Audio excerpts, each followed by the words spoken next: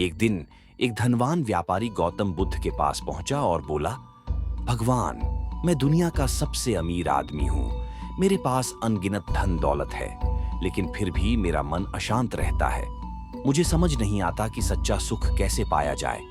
बुद्ध मुस्कुराए और बोले, अगर तुम सच्चा धन पाना चाहते हो तो एक काम करो। कल सुबह गांव में जाओ और ऐसा व्यक्ति खोज कर लाओ जो वास्तव में अमीर हो।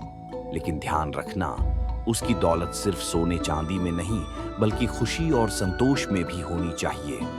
व्यापारी को यह काम आसान लगा। अगले दिन वह गांव में निकल पड़ा। उसने कई धनवान लोगों से मुलाकात की, लेकिन जब उसने उनसे पूछा, क्या तुम सुखी हो, तो उनके जवाबों ने उसे हैरान कर दिया।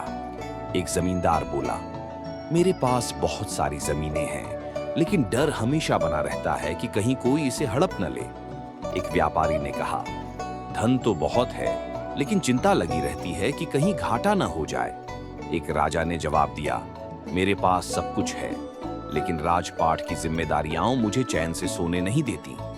व्यापारी को कोई भी ऐसा अमीर व्यक्ति नहीं मिला जो वास्तव में सुखी हो। थक हार कर वह बुद्ध के पास पहुंचा और बोला, भगवान, मुझे कोई भी ऐसा अमीर व्यक्ति नहीं मिला जो वास्तव में खुश हो। बुद्ध मुस्कुराए और बोले, अब गांव के किसी साधारण व्यक्ति से मिलो जो दान करता हो, सेवा करता हो और प्रेम बांटता हो। व्यापारी ने वैसा ही किया और उसे एक गरीब किसान मिला जो हर दिन अपनी थोड़ी सी कमाई में से कुछ हिस्सा जरूरतमंदों को देता था। जब व्यापारी ने उससे पूछा, क्या तुम खुश हो, तो किसान ने हंसकर कहा, बिल्कुल, क्योंकि मैं जितना देता हूं उतना ही मुझे भीतर से आनंद मिलता है। व्यापारी को उस दिन समझ आया कि सच्चा धन सोना चांदी नहीं बल्कि प्रेम, सेवा और संतोष है।